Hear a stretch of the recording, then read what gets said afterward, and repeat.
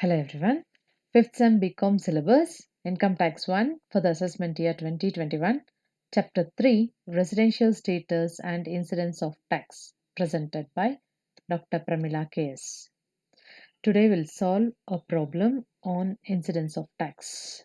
Problem on calculation of total tax for ordinary resident, not ordinary resident, and non-resident. So the problem, I go through the problem. Following are the taxable income of Sri Ram for the assessment year 2021.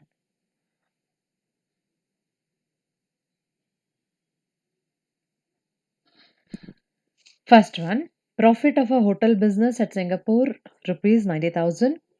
Next, dividend declared in Sydney but received in India, rupees 12,000. Third, income from transfer of a long-term capital asset situated in India, rupees 60,000. Next, interest on debenture of a company at London which was received in India, rupees 18,000. Next, interest received from John, a non-resident, on a loan provided to him for a business carried on in India, rupees 15,000. Problem continues. Next, sixth point, royalty received in Germany from Kiran, a resident in India, for technical services provided for a business carried on in Germany, rupees 60,000. Next, fees from an Indian company carrying on a business at Germany from a technical services rendered at Germany, having been directly deposited by the company in the bank account in India, rupees 90,000. It is for technical services rendered. Next, profit from business in Indonesia. This business is controlled from Delhi. 60% of the profit deposited in a bank there and 40% is remitted to India, rupees 40,000. Next, compute Sri Ram's total income for the assessment year 2021 if he is a resident, not ordinary resident, and non-resident. In all the three capacity you have to compute. So let us solve the problem. This is 14-mark problem.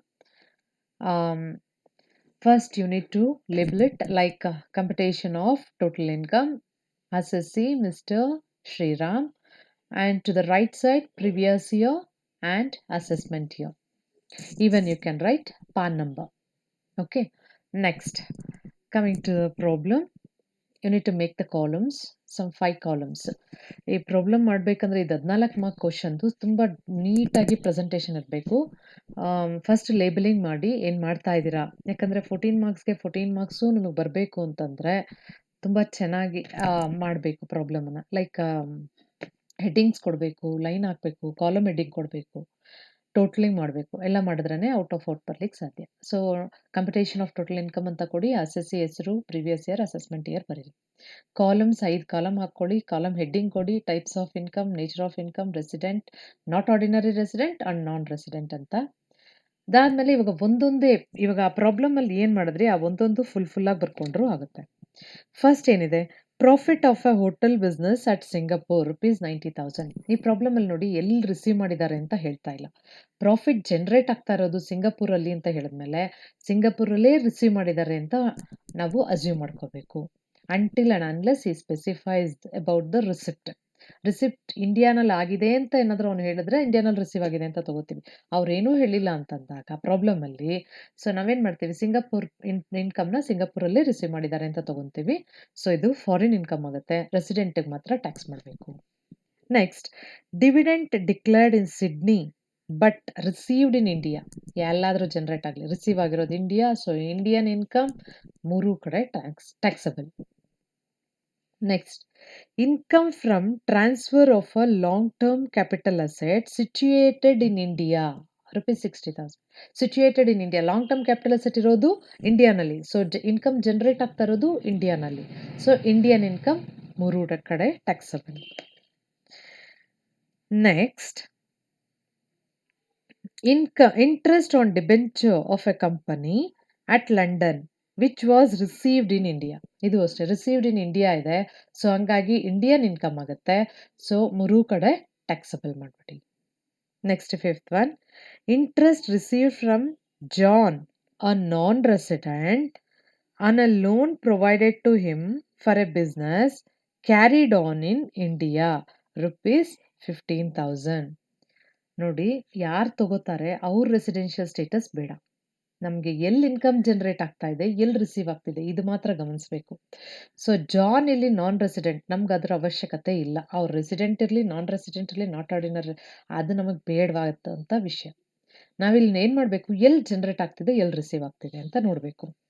So ಅವ್ನು receive ಮಾಡ್ಕೊಂಡಿರೋದು is A non resident, ತೊಂದರೆ ಇಲ್ಲ, interest receive from John ಅಂತ ಹೇಳಿದ್ದಾರೆ, but ಎಲ್ಲಿ ಅಂತ ಹೇಳ್ತಾ ಇಲ್ಲ. But business carried on in India, ಇಂಡಿಯಾನಲ್ಲಿ ಈ ಬಿಸ್ನೆಸ್ ತಗೊಂಡಿದ್ದಾರೆ, ಬಿಸ್ನೆಸ್ ಅನ್ನ ನಡೆಸ್ತಾ ಇದ್ದಾರೆ. ಸೊ ಹಾಗಾದ್ರೆ ಜನರೇಟ್ ಆಗ್ತಾ ಇರೋದು ಇಂಡಿಯಾನಲ್ಲಿ, ಎಲ್ಲಾನ ರಿಸೀವ್ ಮಾಡ್ಕೊಳ್ಳಿ. ದಿಸ್ ಇಸ್ ಇಂಡಿಯನ್ ಇನ್ಕಮ್, ಮೂರು ಕಡೆ ಟ್ಯಾಕ್ಸ್ ಮಾಡಿ. Next one, sixth one, royalty received in Germany from Kiran, a resident in India, for technical services provided for a business carried on in Germany, rupees 60,000. ಹೇಗಲೇ ಹೇಳಿದೆ, ಯಾವ status ಅನ್ನೋದು ಬೇಡ, ಎಲ್ಲಿ receive ಆಗ್ತಿದೆ, ಎಲ್ಲಿ ಅರ್ನ್ ಆಗ್ತಿದೆ. ಅರ್ನ್ ಆಗ್ತಿರೋದು ನೋಡಿ, royalty received in Germany, receive ಆಗ್ತಾ ಇರೋದು ಜರ್ಮನಿನಲ್ಲಿ. ಅರ್ನ್ ಆಗ್ತಾ ಇರೋದಲ್ಲಿ business carried on in Germany, earn ಆಗ್ತಾ ಇರೋದು ಜರ್ಮನಿನಲ್ಲಿ, ರಿಸೀವ್ ಆಗ್ತಾ ಇರೋದು ಜರ್ಮನಿನಲ್ಲಿ. ಸೊ ಫಾರಿನ್ ಇನ್ಕಮ್ ರೆಸಿಡೆಂಟಿಗೆ ಮಾತ್ರ ಟ್ಯಾಕ್ಸ್ ಮಾಡಬೇಕು. Next, fees from an Indian company carrying on business at Germany for technical services rendered at Germany, having been directly deposited by the company in the bank account in India. So Indian company ಆದರೂ generate ಆಗ್ತಾ ಇರೋದು ಜರ್ಮನಿನಲ್ಲಿ, ಜರ್ಮನಿನಲ್ಲಿ business carry ಮಾಡ್ತಾ ಇರೋದ್ರಿಂದ income generate ಆಗ್ತಾ ಇರೋದು ಜರ್ಮನಿನಲ್ಲಿ, but receive ಆಗ್ತಾ ಇರೋದು ಇಂಡಿಯಾನಲ್ಲಿ. Bank account ಡೈರೆಕ್ಟಾಗಿ ಇಂಡಿಯಾಗೆ ಡೆಪಾಸಿಟ್ ಮಾಡ್ತಾ ಇದ್ದಾರೆ. So this is Indian income, ಮೂರು ಕಡೆ ಟ್ಯಾಕ್ಸ್ ಮಾಡಬೇಕು. Next, profit from business in Indonesia. This business is controlled from Delhi. 60% of the profit deposited in bank there and 40% remitted to India, rupees 40,000. So ಇದು controlled income, ಇದು ಇಂಡೋನೇಷಿಯಾನಲ್ಲಿ ಮಾಡ್ತಾ ಇದ್ದಾರೆ, but ಇಂಡಿಯಾದಿಂದ control ಆಗ್ತಾ ಇದೆ. ಸೊ ಕಂಟ್ರೋಲ್ಡ್ ಇನ್ಕಮ್ ಅಂದರೆ ಎರಡು ಕಡೆ ಟ್ಯಾಕ್ಸ್ ಮಾಡ್ತೀವಿ, ಒಂದು ರೆಸಿಡೆಂಟ್, ಇನ್ನೊಂದು ನಾಟ್ ಆರ್ಡಿನರಿ ರೆಸಿಡೆಂಟ್ಗೆ. ನಾನ್ ರೆಸಿಡೆಂಟ್ಗೆ ಟ್ಯಾಕ್ಸ್ ಮಾಡಲ್ಲ ಅಲ್ವಾ. ಬಟ್ ಈ ಪ್ರಾಬ್ಲಮಲ್ಲಿ ಏನಾಗಿದೆ, 60% ಆಫ್ ದಿ ಪ್ರಾಫಿಟ್ನ ಅಲ್ಲೇ ರಿಸೀವ್ ಮಾಡ್ಕೊಂಡಿದ್ದಾರೆ, 40% ಇಲ್ಲಿ ರಿಸೀವ್ ಮಾಡ್ತಾ ಇದ್ದಲ್ಲ, ರೆಮಿಟ್ ಮಾಡ್ತಾ ಇದ್ದಾರೆ. ರೆಮಿಟ್ ಮಾಡ್ತಾ ಇದ್ದಾರೆ ಅಂದರೆ ತೊಗೊಳಕ್ಕೆ ಹೋಗಬಾರ್ದು. ರಿಸೀವ್ಡ್ ಅಂದರೆ ಮಾತ್ರ 40% ಬೇಕಾದ್ರೆ ನಾವು ಇಲ್ಲಿ ನಾನ್ ರೆಸಿಡೆಂಟ್ಗೆ ತೋರಿಸ್ಬೋದಾಗಿತ್ತು, ಬಟ್ ಇಲ್ಲಿ ರೆಮಿಟ್ ಮಾಡ್ತಾ ಇರೋದ್ರಿಂದ ರೆಮಿಟೆಡ್ ಇನ್ಕಮ್ ಮೇಲೆ ಟ್ಯಾಕ್ಸ್ ಮಾಡಬಾರ್ದು. ಓಕೆನಾ. ಸೊ ಅದರ ಟ್ಯಾಕ್ಸ್ ಎಲ್ಲ ಕಳ್ಕೊಂಡಿರ್ತಾರೆ. ಸೊ ಹಂಗಾಗಿ ಮತ್ತೆ ನಾವು ಅಲ್ಲಿ ರೆಮಿಟೆಡ್ ಅಂತ ಅಂದರೆ ಟ್ಯಾಕ್ಸ್ ಮಾಡಬಹುದು. ರಿಸೀವ್ಡ್ ಅಂತ ಪರ್ಟಿಕ್ಯುಲರ್ ಆಗಿದ್ರೆ ಮಾತ್ರ ಅದನ್ನು ತಗೋಬೇಕಾಗುತ್ತೆ. ಓಕೆ. ಸೊ ಇದರಲ್ಲಿ ಎಲ್ಲ ಟೋಟಲ್ ಮಾಡಿದಾಗ total of the resident taxable ಬಂದ್ಬಿಟ್ಟು 3,85,000 ಇದೆ. ಆ್ಯಂಡ್ ನಾಟ್ ಆರ್ಡಿನರಿ ರೆಸಿಡೆಂಟ್ಗೆ 2,35,000 ಇದೆ. 1,50,000 ಡಿಫ್ರೆನ್ಸ್ ಬಂತು ನೋಡಿ. ನೆಕ್ಸ್ಟ್ ನಾನ್ ರೆಸಿಡೆಂಟ್ಗೆ 1,95,000. ಸೊ ಅವ್ರು ಯಾವ ಕೆಪಾಸಿಟಿಯಲ್ಲಿದ್ದಾರೆ ಆ ಥರ ಟ್ಯಾಕ್ಸ್ ಮಾಡಬೇಕು. Is it clear? So next ಇನ್ನೊಂದು ಪ್ರಾಬ್ಲಮ್ ನೋಡೋಣ. Following are the particulars of mister Praful for a previous year 2019-20. First one, profit on sale of plant at Singapore. One-off is received in India to rupees 2,50,000. Next one, profit on sale of property at Bangalore. One-off received in Hong Kong, rupees 50,000. Next, interest on UK development bond, rupees 2 lakhs, of which rupees 1 lakh remitted to India. Nodi, remitted. Next, fourth one, profit from business in Mangalore. The control is from USA, rupees 30,000. Next, income from business in Mysore but received in Holland, rupees 5 lakh. Next, profit from business in Pakistan controlled from India. 40% of the profit received in India, rupees 6 lakhs. Next, dividend from domestic company, rupees 2 lakhs. Next, interest on post office saving bank account, rupees 1,000. Next, Past untaxed foreign income brought to India during the previous year, rupees 2 lakhs. Next, rural agricultural income in India, rupees 3 lakhs. Next, salary and allowances from UNO, rupees 3 lakhs. Next, interest and dividends from units of UTI, rupees 20,000. Next, income earned in Australia and received there but brought to India, rupees 2 lakh.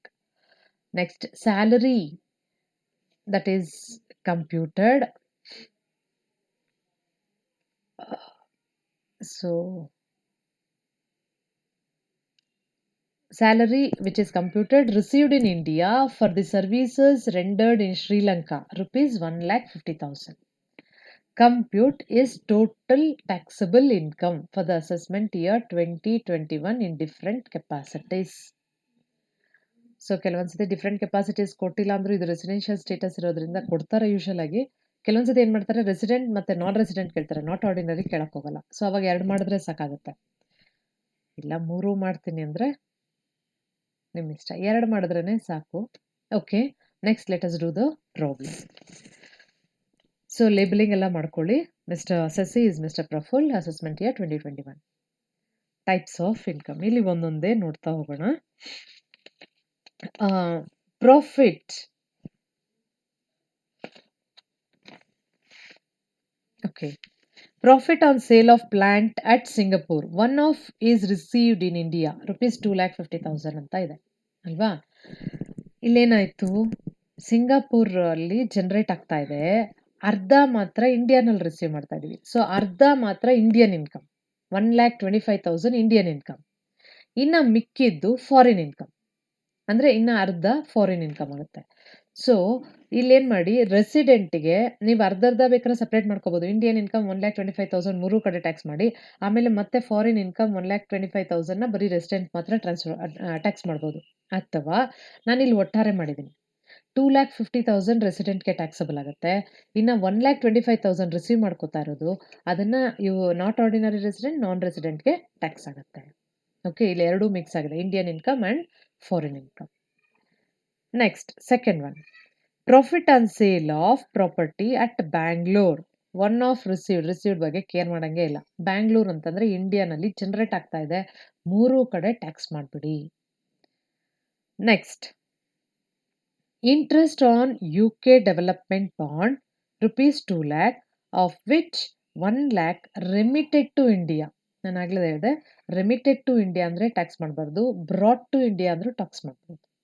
Received ಅಂತ ಇದ್ರೆ ಮಾತ್ರ ತಗೋಬೇಕು. So ಇಲ್ಲಿ remitted ಇರೋದ್ರಿಂದ ಇದು foreign income, total ಆಗಿ foreign income ಅಂತಾನೆ ತಗೊಳ್ತೀವಿ. 2 ಲ್ಯಾಕ್ನ ಬರೀ ರೆಸಿಡೆಂಟ್ ಮಾತ್ರ ಟ್ಯಾಕ್ಸ್ ಮಾಡಬೇಕು. Next, profit from business in Mangalore. The control is from, control ಎಲ್ಲಾನ ಇರಲಿ, ಜನರೇಟ್ ಆಗ್ತಾ ಇರೋದು ಇಂಡಿಯಾ. ಸೊ ಮೂರೂ ಕಡೆ taxable, 30,000 it is taxable in all the cases. Next, income from business in Mysore but received in Holland. Again, this is Indian income. 5 lakh rupees. ಮೂರು status ಅಲ್ಲಿ, I mean all the 3 status it is taxed. Next, profit from business in Pakistan controlled from India. Controlled income ಆಯ್ತು. So 2 ಕಡೆ taxable. ಮುಂದೆ ನೋಡಿ, 40% of the profit received in India ಅಂತ ಇದೆ ಅಲ್ವಾ? So ಇಲ್ಲಿ controlled income plus Indian income ಎರಡೂ add ಆಗಿದೆ. ಸೊ 6 lakh 2 ಕಡೆ ಫುಲ್ಲು ಟ್ಯಾಕ್ಸ್ ಮಾಡಿ, ಎಷ್ಟು ರಿಸೀವ್ ಮಾಡ್ತಿದಾರೋ ಅಷ್ಟು ಮಾತ್ರ ಇಂಡಿಯನ್ ಇನ್ಕಮ್ ಮಾತ್ರ ನಾನ್ ರೆಸಿಡೆಂಟ್ಗೆ ಟ್ಯಾಕ್ಸ್ ಮಾಡಿ. ಸೊ 40% ಅಂತಂದ್ರೆ 2,40,000 rupees, ಅದನ್ನ ನಾನ್ ರೆಸಿಡೆಂಟ್ಗೆ ಟ್ಯಾಕ್ಸ್ ಮಾಡಿ. ಮಿಕ್ಕಿದ 6 lakhsನ ಆರ್ಡಿನರಿ ರೆಸಿಡೆಂಟ್ ಮತ್ತೆ ನಾಟ್ ಆರ್ಡಿನರಿ ರೆಸಿಡೆಂಟ್ಗೆ ಟ್ಯಾಕ್ಸ್ ಮಾಡಬೇಕು.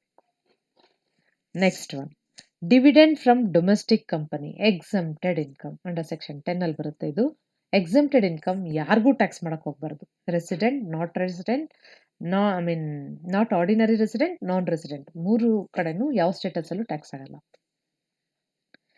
ನೆಕ್ಸ್ಟ್, ಅಂದ್ರೆ ಟ್ಯಾಕ್ಸ್ ಆಗಲ್ಲ ಅಂದ್ರೂ ನೀವು ಬರೀದೇ ಬಿಡಬೇಡಿ, ಬರೆದ್ಬಿಟ್ಟು ಡ್ಯಾಶ್ ಹಾಕ್ಬಿಡಿ, ಅಥವಾ ಟ್ಯಾಕ್ಸ್ ಫ್ರೀ ಏನಿರಿ, ನಾಟ್ ಎಕ್ಸಮ್ಟೆಡ್ ಅಂತ ಹೇಳಿ ಏನಾದರೂ ಒಂದು ಹೇಳಬೇಕು. ಬರೀದೇ ಬಿಟ್ರೆ ಪಾಯಿಂಟ್ಸ್ ಕಳ್ಕೊತೀರಾ. ಒಂದೊಂದು ಪಾಯಿಂಟಿಗೆ ಮಾರ್ಕ್ಸ್ ಇರುತ್ತೆ. ಸೊ ಬರೆದ್ಬಿಟ್ಟು ಇದು ಏನಾಗಿದೆ ಅಂತ ಹೇಳ್ಬೇಕಲ್ಲಿ. ಎಕ್ಸಮ್ಟೆಡಾ, ಟ್ಯಾಕ್ಸಬಲಾ, ನಾಟ್ ಟ್ಯಾಕ್ಸಬಲಾ ನೋಡಬೇಕು. Okay. Next, interest on post office saving bank account ₹1000. This is also not taxable. Interest on post office saving bank account ಮತ್ತೆ ರೂಲ್ ಹೇಳ್ತಾ ಹೋಗ್ತೀನಿ. ಇಂಡಿವಿಜುವಲ್ ಆದರೆ 3,500 ಅವರಿಗೆ ನಾಟ್ ಟ್ಯಾಕ್ಸಬಲ್. ಸೊ ಇದರಲ್ಲಿ ರೂಲ್ ತುಂಬ ಇದೆ. As of now Indian interest from post office saving bank account exempted income ಅಂತ ತಗೊಳ್ಳಿ. Next, past untaxed foreign income brought to India during the previous year 2 lakh. Past untaxed ಅಂದರೆ ಹಳೆ like 2015-16 ಇರ್ಬೋದು, ಯಾವುದೋ ಒಂದು ಹಳೆ ಪ್ರಿವಿಯಸ್ ಇಯರ್ದು ಇವಾಗ ನಾವು ತೊಗೊಂಡ್ಬರ್ತಾ ಇದ್ದೀವಿ. ಆವಾಗ ನಾವು ಟ್ಯಾಕ್ಸ್ ಮಾಡಿಲ್ಲ ಅಂದರೆ ಇವಾಗಲೂ ಟ್ಯಾಕ್ಸ್ ಮಾಡ್ಲಿಕ್ಕಾಗಲ್ಲ. So this is also exempted income. Next, rural agricultural income in India. Agricultural income is again exempted income, not taxable. Next, salary and allowances from UNO. This is also exempted income. ಇದೆಲ್ಲ section 10 ಅಲ್ಲಿ ಬರುತ್ತೆ exempted income ಅಲ್ಲಿ. So not taxable. Next,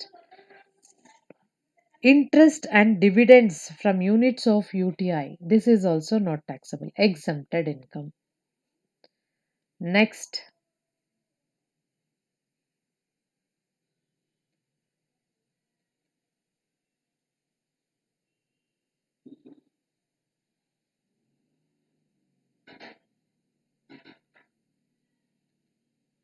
next one, income earned in Australia and received there but bought to India.